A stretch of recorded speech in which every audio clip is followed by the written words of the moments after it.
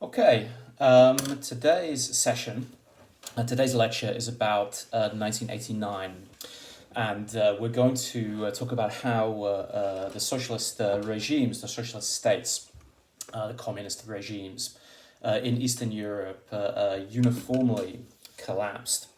And there's a few things I guess I would say before we begin this discussion. The first is that in 1989, the regimes have been in place for a very long time, as we know now, since the end of the Second World War, in almost all cases. And people didn't think that they would be coming down anytime soon. They didn't look, the communist governments, the communist leaders did not look as if they were interested or willing to relinquish power. They had seemingly ensconced themselves and seemingly had cowed regular society or civil society. Any opportunity of resistance or some sort of alternative opposition did not seem particularly likely at that time. And nevertheless, they did end in 1989, and all of them ended in very quick succession. And I'm going to sort of depict it today, and we're going to talk a lot about Poland, and I think that's it's fair to say that in Poland the most it's in a sense Poland is where it began, and we'll talk a little bit about why that is. But having began in Poland, the various anti-communist revolutions swept through the region very quickly. And indeed, there was very little left, or there was none. There was pretty much none left by the end of 1989, at the beginning of 1990. Now it's been now 30 years since the end of more than 30 years since these dramatic events happened.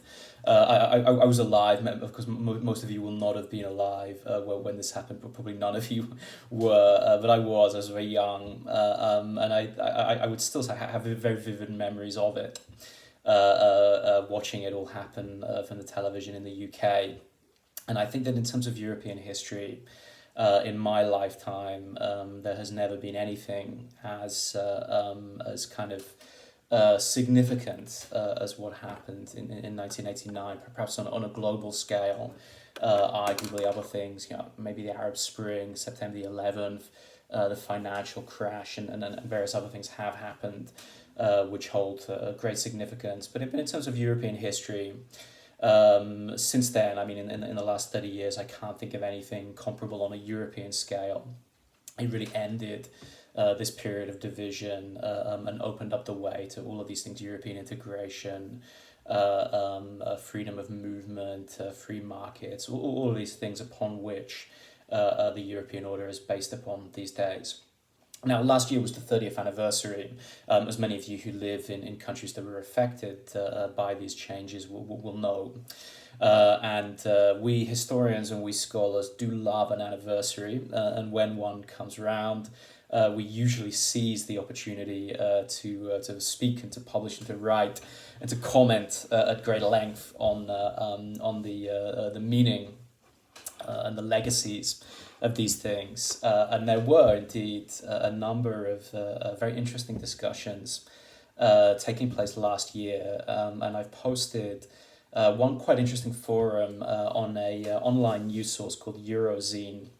A very large group of scholars published a large number of essays looking at various aspects of what happened in 1989, why it happened, where it came from, who were the key players, what were the legacies, what does 1989 mean today, how has the meaning of this year changed. It's perhaps an interesting discussion, and as you're thinking about your assignments, as you're thinking about the exam, and as you're thinking about some of the themes that we've covered to date in this lecture, I think that could be quite an interesting forum. The essays are quite short and they're relatively accessible. So I've posted a link to that on Moodle on the 1989 theme section. And I invite you to kind of have a look at that, and there's some interesting, I think, discussions on 1989. Okay, so let's have a look at the slides. Slide one is an image right here, exactly where I am. of Wenceslas Square, the main thoroughfare in Prague. It looks very different at the moment, of course, under lockdown. Completely deserted. But this is an image of the revolution which happened in what was then, of course, as we all know, Czechoslovakia. Throngs of people coming from across the country onto the main thoroughfare in Prague and demonstrating their dissatisfaction with the communist government and their desire to see it end.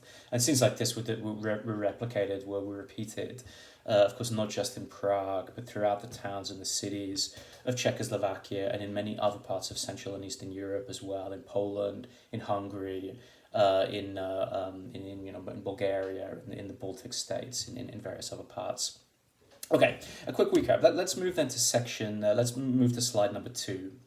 And a very quick recap of what we know. We know that the communist regimes came to power more or less with the help of the Soviet Union at the end of the Second World War, and installed systems of control, systems of government throughout Eastern and Central Europe.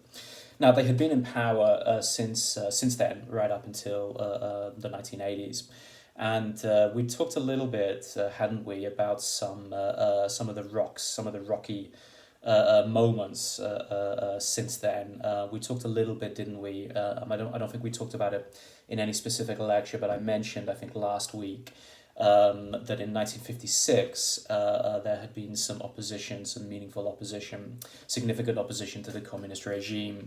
What had begun as a reform movement within the Communist Party had very quickly spiraled into a fully blown opposition movement, which in a sense was calling for the end of the communist monopoly of power.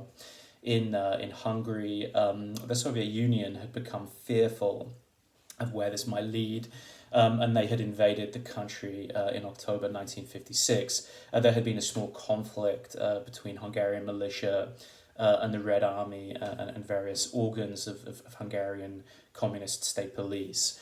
About 1,000 people had been killed, but ultimately the Red Army and the Soviet Union had restored communist control. And the ringleader of the reform movement, the Hungarian communist leader, a man called Imre Nagy, was spirited away to the Soviet Union, was sent back ultimately to Hungary, was put on trial, and was executed as a traitor. So, the Soviets were kind of saying that the leading figures of these movements will be punished, and dissent of this kind will not be tolerated. Now, if we skip forward just over a decade in 1968, we'd had a lecture, hadn't we, on the Prague Spring, and I told you how something quite similar had happened in Czechoslovakia in 1968. A discussion about changing the politics and the economy of the country had gradually evolved into a full-scale discussion about the serious role of the Communist Party and how this might be changed and how this might be altered going forwards. Again, the Soviet Union had become nervous that if the Czechoslovakia might sort of break away from the communist bloc, that the monopoly of power of the Communist Party over government, over the economy, over the army, over the institutions of the state was seriously being challenged. And just like in 1956, they launched once again a military campaign to put this down. This time they were supported by various members of the Warsaw Treaty Organization, the Warsaw Pact, the military alliance of the socialist state. Now, in the wake of 1968, in the wake of the Prague Spring, the Soviet leader Leonid Brezhnev had imposed what became known as the Brezhnev Doctrine. And in the Brezhnev Doctrine, essentially what was being said, I put the quote up here, but we've discussed it in I think a couple of sessions ago. Essentially, Brezhnev was saying to the communist parties, but also to the people of Central and Eastern Europe, to the people of the socialist bloc, that if something similar to what had happened in Czechoslovakia were to happen elsewhere, essentially the results would be the same. The Soviet Union would not at this point tolerate this kind of dissent. They would not tolerate an outright challenge to the monopoly of power of the Socialist Party, of the Communist Party, and they would meet this with all due force, not just from the Soviet Union, but from the other loyal bloc states. Now, essentially what that meant was, for many people, not just in Czechoslovakia, but throughout the bloc, the message was a very dispiriting one. The notion was that this system, this communist system, could not be improved, could not be reformed, and indeed, if anybody tried to reform or tried to improve this system, the results would be as they had been in Hungary in 1956 or in Czechoslovakia in 1968, which is to say they would only get so far before they would meet this irresistible force, this all-powerful Red Army, this Soviet intervention, which would bring everything crashing down. So many people, and including many people who at one point would or may have been sympathetic to the communist idea, to the communist system, simply gave up hope that anything could be changed, anything could be improved. So in the 1970s and the 1980s, communism looked very different, at least in Central and Eastern Europe, than it had done, let's say, in the first half of the 20th century, or indeed in the second half of the 19th century.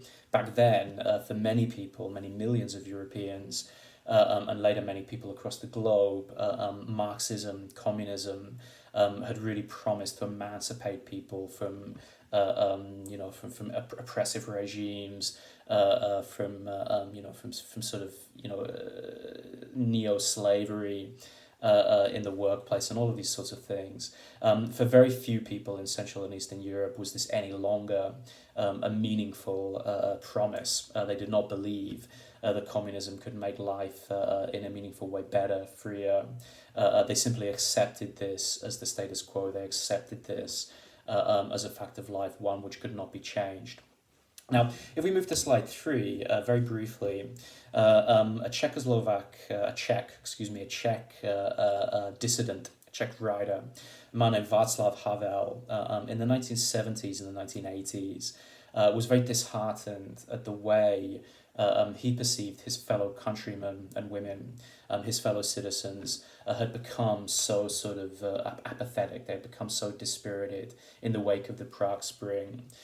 He felt that one of the key reasons the communist regime was able to stay in power was precisely because at a general level, at a broad level, people were no longer willing to challenge the system. They had accepted that the communist regime was not going anywhere, that it needed to be, that it could not be opposed, that it could not be protested, and in this way, it kept itself going. So for Havel, this was the key reason that the communist party was able to remain in power, not because of any sort of undue force, not because of this sort of terror that it had imposed on people in the 1950s, but simply because people were no longer, they just simply accepted it in a very passive and a very apathetic way.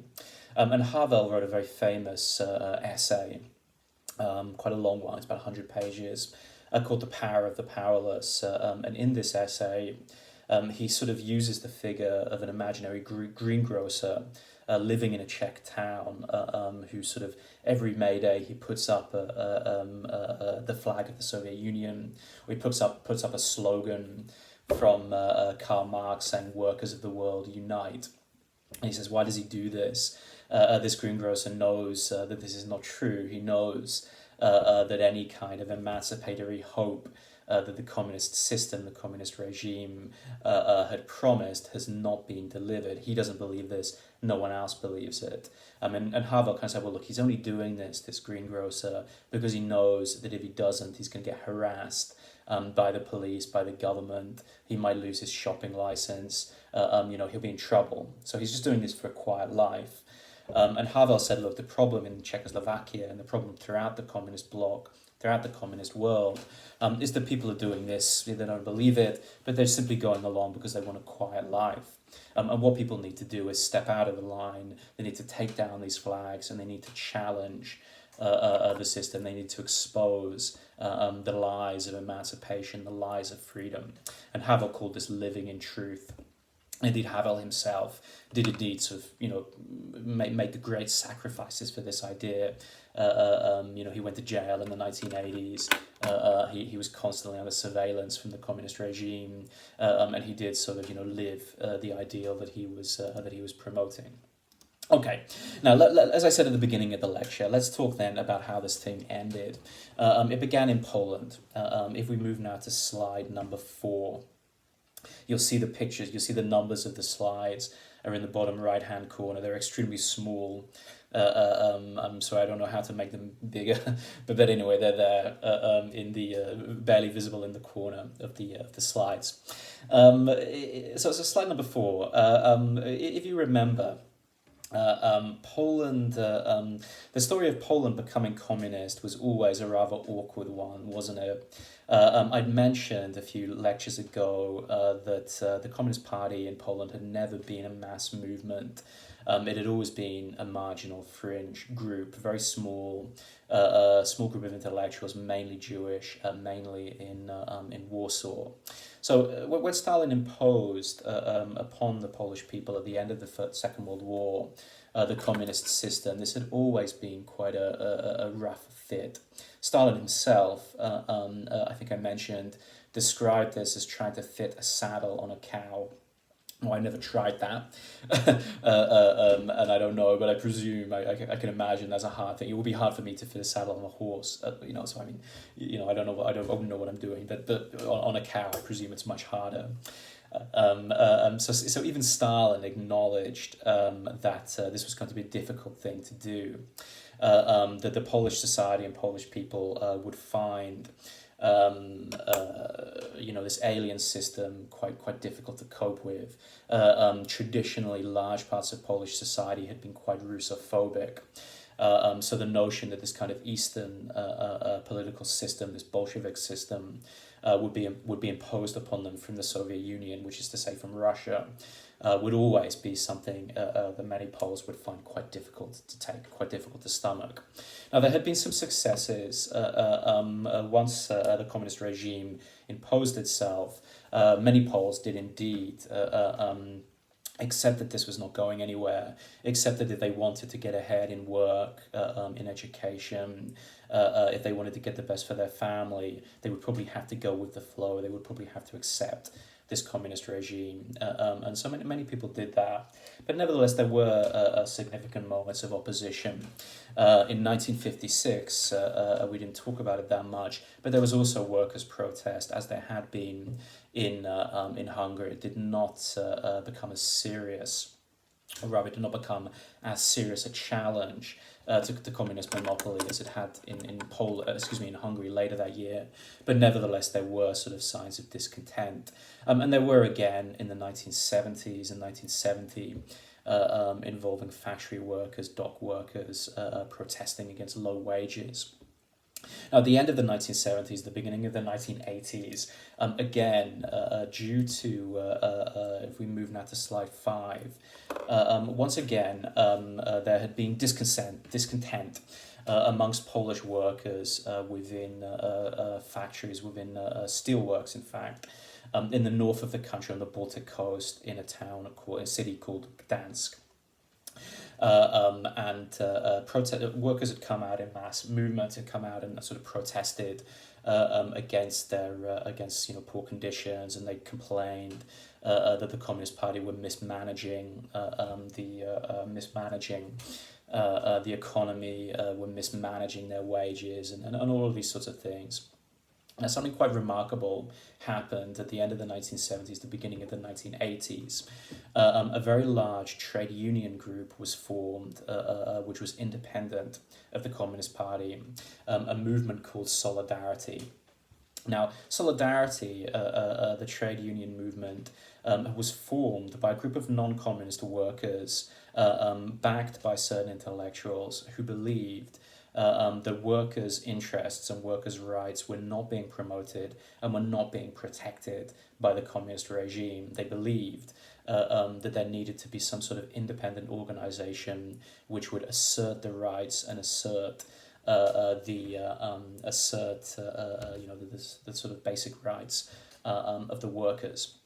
Now, in other parts of the world, in Western Europe, for example, or in the Western world, or in other parts of the world, that notion is not a particularly strange one. There are unions everywhere. I'm a member of a teaching union in the UK. In Ireland, sorry, most workers would have something like this, a labour union, which would look out for the rights of the working people, of the working men and women, against their bosses, against the managers, against the government. So it's not an unusual concept in many parts of the world. But in communist Poland in the 1980s, this was a particularly strange idea. Remember that the Communist Party always claimed to be looking after and looking out for the rights of the working people, that they were promoting them above all. The Communist Party, going back to its sort of foundations in the 19th century, was a workers' party, was a party that protected and promoted the rights and the interests of the workers. What we have in Poland with the formation of Solidarity is a very strange anomaly. We have this kind of admission, or rather not admission, but we have this kind of anomaly of all of a sudden this very large trade union movement coming out and saying, well, actually, we identify the communist bosses, we identify the communist managers, we identify the Communist Party itself as a group which does not have our best interests at heart, a group against which we need some sort of organized union, some organized protection. So it was a very deep embarrassment for the Communist Party, and the other thing, of course, is that Solidarity, the trades union movement, became a mass movement very quickly.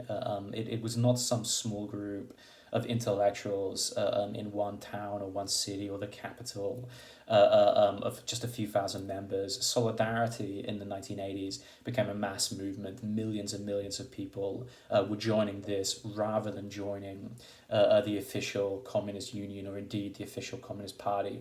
Solidarity had a much higher membership, came to have a much higher membership than the Communist Party itself. So this is quite a remarkable situation. Now, in slide number 6, the leader, one of the leaders, the leading figure of the Solidarity trade union movement was a man named Lech Walesa. Walesa was an electrician without a university education, had a technical school education, who had worked at the shipyard in Gdansk. Now, he was a very sort of fiery, very charismatic figure, but he was quite an unusual one as well. He did not have this finesse or this refine. I mean, if you compare Walesa to somebody like Havel, Havel comes from this very wealthy Czech family, and very refined playwright, intellectual, writes these very long, elaborate philosophical essays about the power of the individual and living in truth. Lech Walesa was a very different creature indeed, a very straight-talking, very rough and ready, ostensibly working class guy, swears a lot, has a lot of salty language, but speaks in a language and comports himself in a way that would be recognizable to many Polish workers. So he became the leading figure. He became the face of Solidarity, and he became the sort of key figure. And just very briefly, I hate to name drop.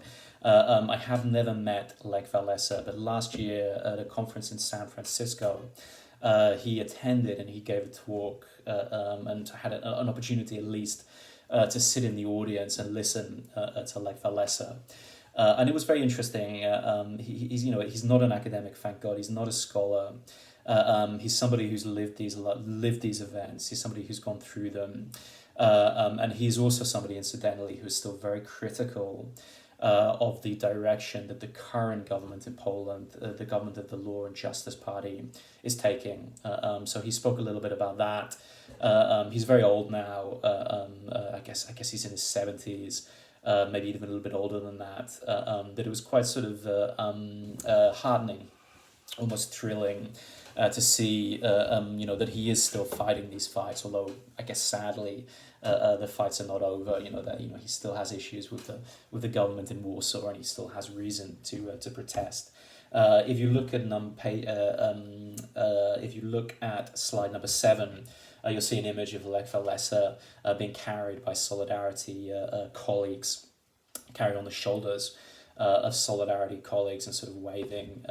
This is also a very famous image of the formation, the foundation of the Solidarity movement. Now, this presented a problem, you can imagine, the existence and the rise of this very large mass non-communist trade union movement created problems for the Communist Party.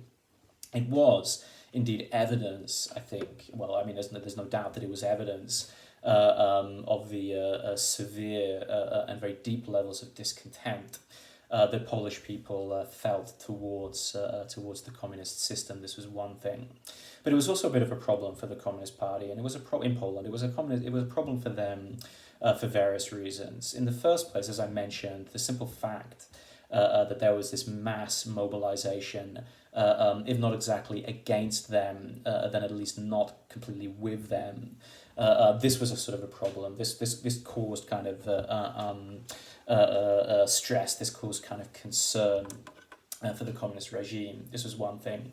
The other thing is that the communist leadership, to be, if not sympathetic, and to try to understand it from their point of view, kind of worried that the existence of this mass movement, the rise of this mass movement could potentially could activate the Brezhnev doctrine in Poland.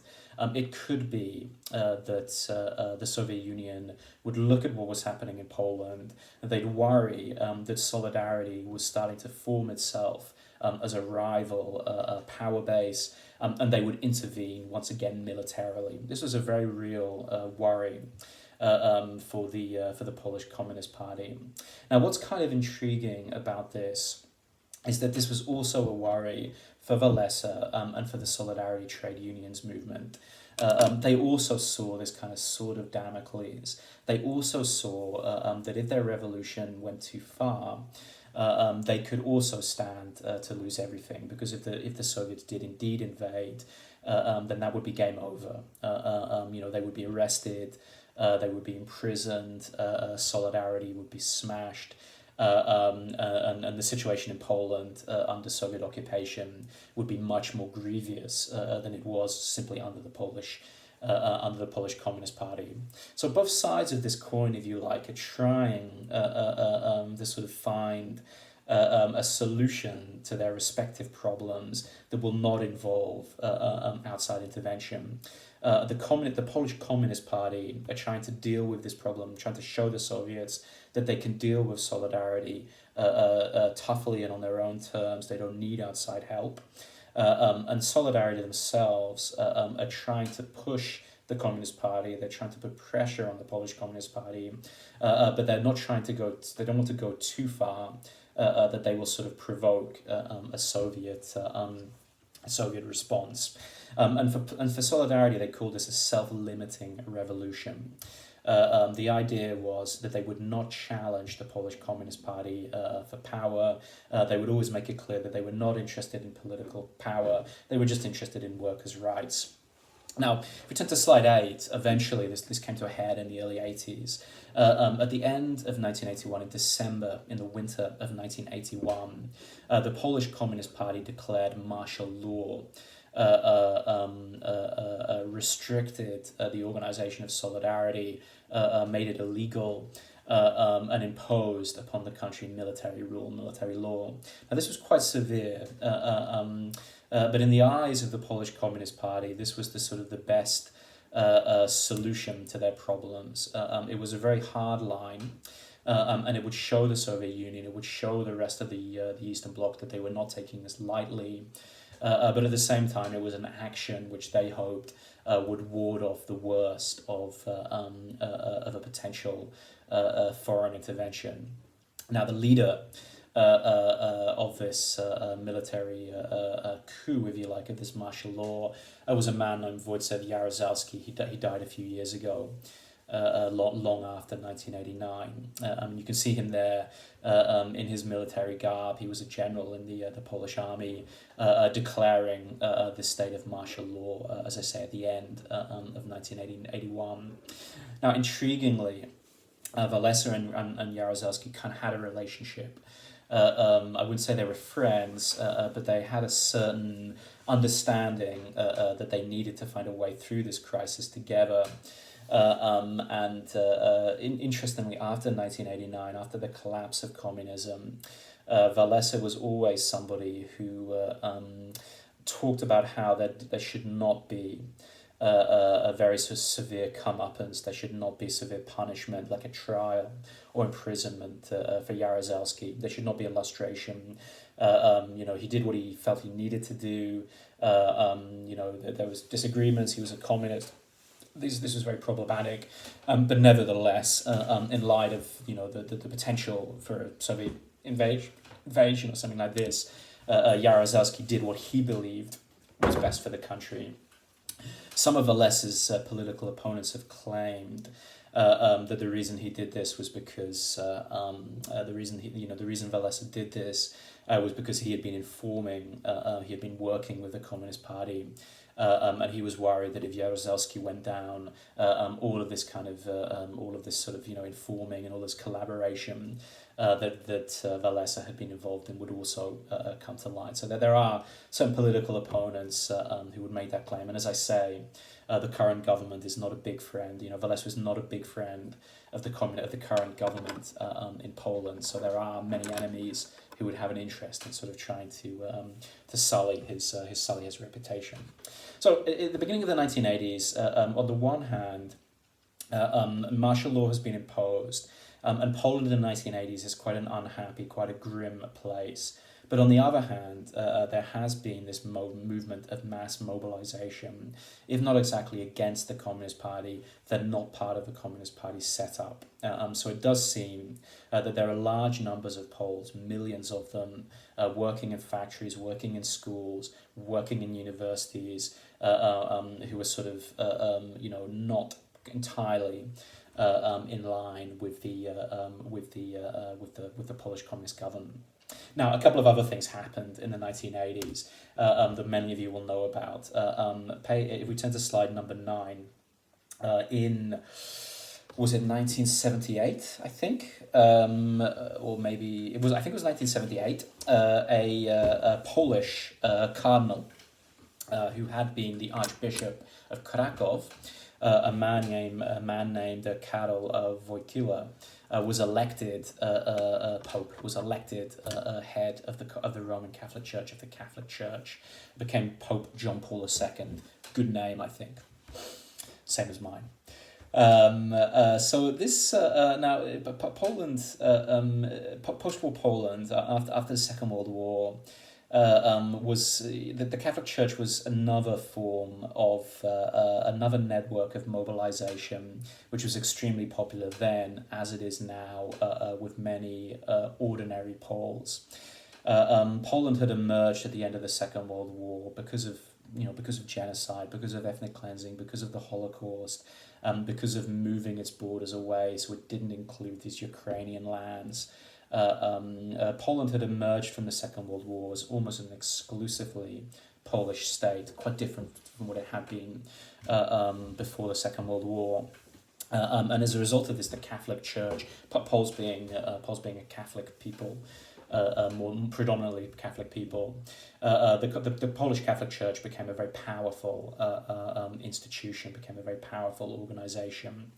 Now, it was a huge morale boost for many Poles to have John Paul II as the Pope. The notion that you had this Pole for the first time ever in the history of the Catholic Church heading the church was something that gave a lot of succor and a lot of hope to many ordinary Poles. On slide number 10, you can see Joseph II, John Paul II, giving a huge mass. I don't know where this is, I think in Krakow, but I might be wrong. But he did this three times, in fact, in 1979, 1981, and then again in 1983. Each time, mass attendance, millions of Poles, a hugely sort of popular moment. Now, John Paul II was also a trenchantly anti-communist pope. He was very much a figure of the 1980s, along with Thatcher, along with Reagan. John Paul II was a man who spoke out very clearly and very powerfully against the crimes of the communist regime, not just in Poland, or he didn't always mention Poland by name, but nevertheless it was clear what he was referring to. So what I'm trying to get at here is Polish society in the 1980s has mass sort of mobilizations within the Catholic Church, within Solidarity, although it's been scuttled, although it's been broken up under martial law, its networks still exist. And of course, the idea as an underground idea still exists. So there are many millions of Poles who are sort of beginning to think that they're opposed to the communist system. Now, slide number 11.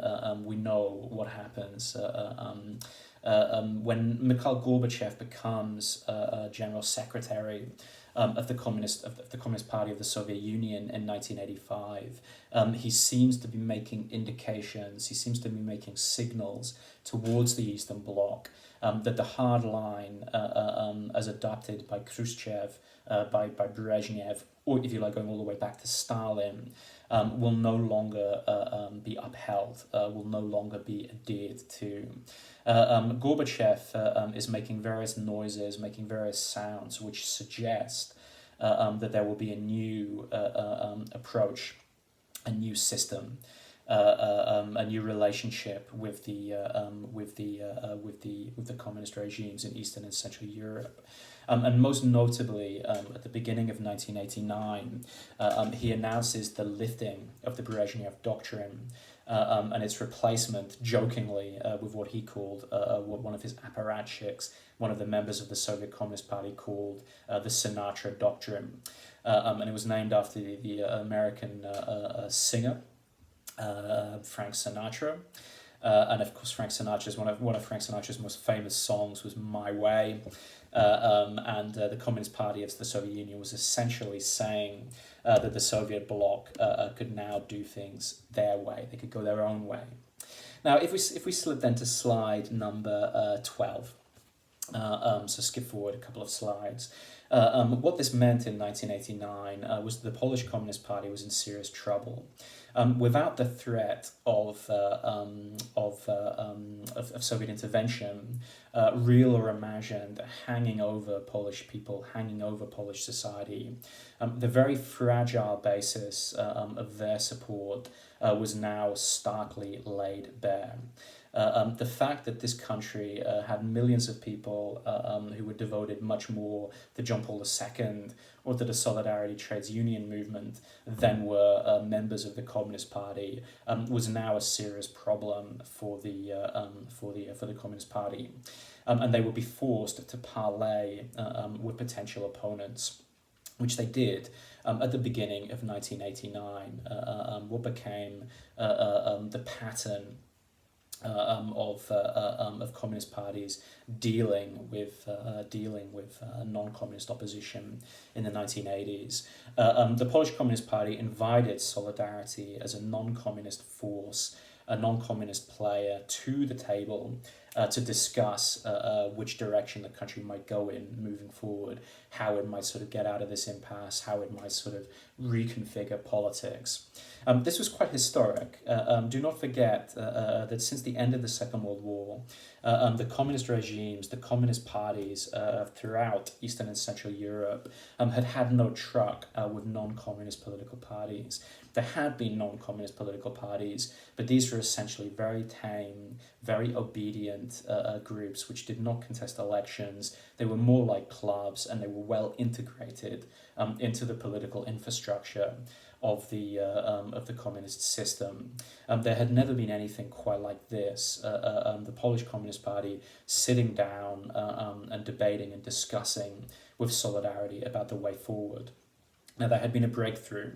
The Polish Communist Party had agreed for the first time since the end of the Second World War to allow, or at least the first time since they'd come into power, to allow for some limited democracy, some limited contestation of elections in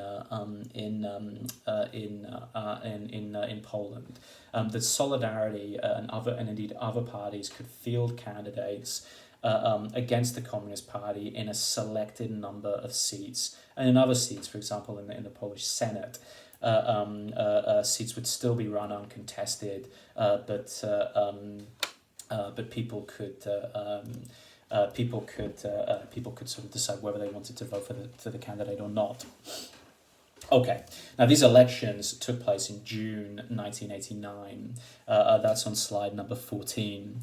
You have this excellent, very famous image, election poster of Solidarity. It's on the left-hand side, featuring, is that Gary Cooper, I think, from the film High Noon, the American Western? I think it's Gary Cooper. In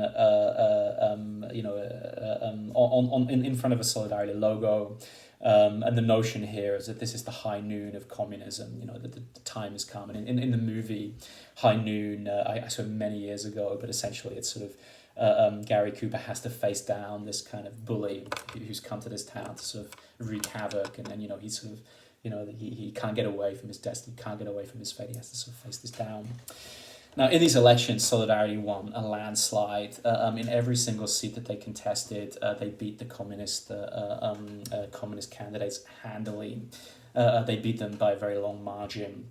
But to add to the humiliation, even in the seats that the Polish Communist Party ran unelected, ran uncontested, the Polish people spoiled their ballots. They simply chose not to re-elect those candidates.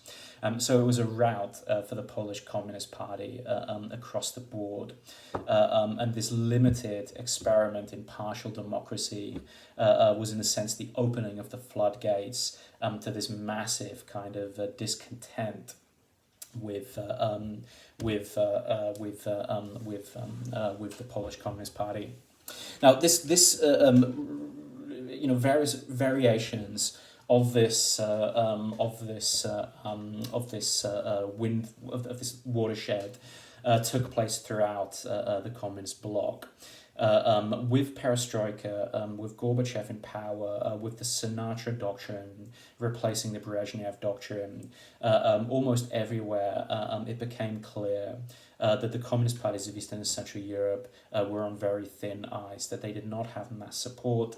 Rather, there were majority parts of the population at pretty much every level who were very discontented with communist rule, and given the chance, they would boot the communists out excuse me, as quickly as they possibly could. So if we move to Hungary, this is slide number 15. Around about the same time, mass demonstrations during the reburial of the communist leader, the man who had tried to reform the system in 1956, Imre Nagy. He had been buried outside of Budapest in an obscure, unmarked grave. And in June 1989, his remains were disinterred and they were reburied in central Budapest. And this was an occasion for masses of people to come out and to complain about the way the Communist Party had been ruling, to complain about the way the Communist Party had been running the country. If we turn to slide number 16, we can see an image of a young a student leader, a man called Viktor Orban, who made a very powerful speech at that. He was 26 years old, I think, perhaps even younger, 25. made a very powerful speech at the reburial of Imre Nagy. Viktor Orban, of course, is the current Prime Minister of Hungary, and we'll talk more about him in a couple of weeks' time. And the pattern was replicated. If we move on now quickly to slide number 17, this is an image of the Berlin Wall being breached at the end of November 1989. People, this sort of symbol, this real and actual symbol of division, and for many people who lived in Eastern Germany, of sort of, their sense of being imprisoned and entrapped within this country. Was breached, people climbing onto it, euphorically sort of dancing and singing. And again, on slide number 18, we can see images of where we began. Václav Havel alongside Alexander Dubček, who had been the reformist leader in 1968, enjoying a glass of champagne and celebrating the very swift demise, the very swift end of the communist system in Czechoslovakia, December 1989. Now on slide number 19, we're moving very quickly now. I can just very quickly sum up the nature of the transformation and the transition within all of these countries. In almost all cases, this was a non-violent protest, quite a remarkable thing. Usually, revolutions are not pretty affairs, they're not peaceful affairs. But in almost all countries, with the exception of one or two, which we'll come to in a minute, these were peaceable affairs, so non-violent. They were the result of grassroots movements. People, regular people, ordinary people, for want of a better word, coming out onto the streets and protesting the nature of these regimes and demonstrating that they were dissatisfied with the way they were being ran. In all cases, and perhaps this is why they were not violent, the communist regimes were willing to come out and sort of discuss terms and discuss things with the non-communists. They were willing to set up these round tables to discuss the way this transition might be handled. And of course, there was no Soviet intervention at any level. The Soviets decided that they would not intervene, that they would not, launch some sort of military strike to try to keep these countries within their bloc. Okay, and the final three slides, very quickly in the last 2 or 3 minutes. The one exception was Romania. Now you can read about this in the readings that I have set up on the Moodle site. But essentially what happened in Romania is the communist dictator, Nicolae Ceausescu, who had elaborated around himself a very sort of entrenched and very sophisticated personality, cult of personality, simply refused to believe that he was not popular, that he was not